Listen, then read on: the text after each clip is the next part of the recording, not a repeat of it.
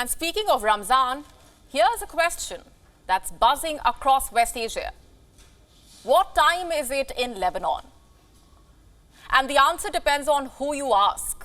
The country's Muslims or the country's Christians. And last we checked, they were following two different time zones. Why is that? Well, due to a political dispute.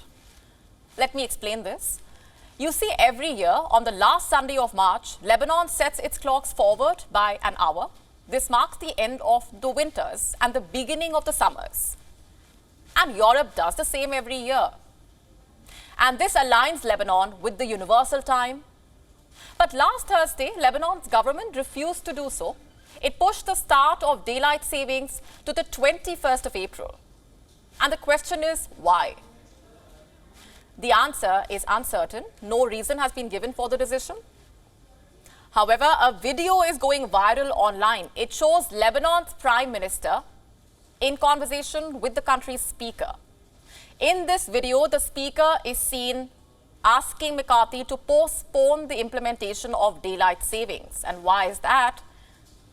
To allow Muslims to break their fast during Ramadan an hour earlier.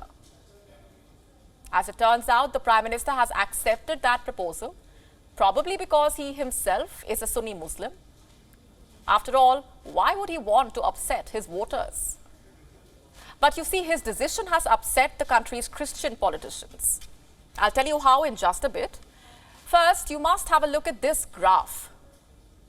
It shows you Lebanon's demographics. Around 61% of the people in the country are Muslims, both Sunni and Shia. Over 33.7% follow Christianity. They are mostly Maronite and Catholics. And 5.7% of the people are Druze, an ethno-religious group.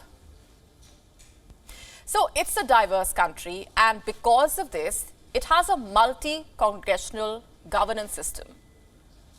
A power-sharing arrangement between people of different faiths. And under this system, the president must always be a Maronite Christian, the prime minister must always be a Sunni Muslim, and the speaker of the parliament must be a Shia Muslim.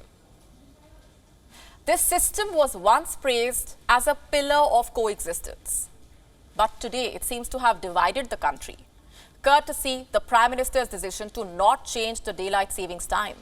It has led to a split between the Muslims and the Christians. The Maronite Church has rejected the postponement. Many private Christian organizations have done the same. In fact, some TV channels, schools and businesses have followed suit. So because of this split, Lebanon has ended up with two time zones, a Muslim time zone and a Christian time zone. This has obviously led to confusion. The people say this confusion is emblematic of the religious tensions that prevailed in the country back in the 80s. Let's listen in to some voices.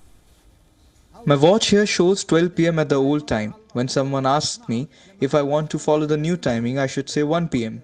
But the best thing to do for me not to get lost, I will wear a watch on the right hand following the new time and another watch on the left hand keeping the old time. So I tell you, whoever asks me to pick which one they want, the new or the old. We were at a house party last night and we looked at our phones. One phone showed the clock as 1:20 a.m. and the other one showed it as 2:20 a.m. We were wondering what was happening, so we took a photo of both the phones to double check later. I have no problem telling you what time it is, but according to which timing? That of Christians or Muslims? Which one? According to Muslims' timing, now it's 1408, but for Christians, it's 1508. How do you feel about this country where there are two different timings?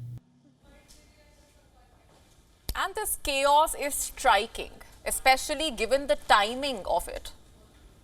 Lebanon is reeling from an economic crisis for the last 2 years now.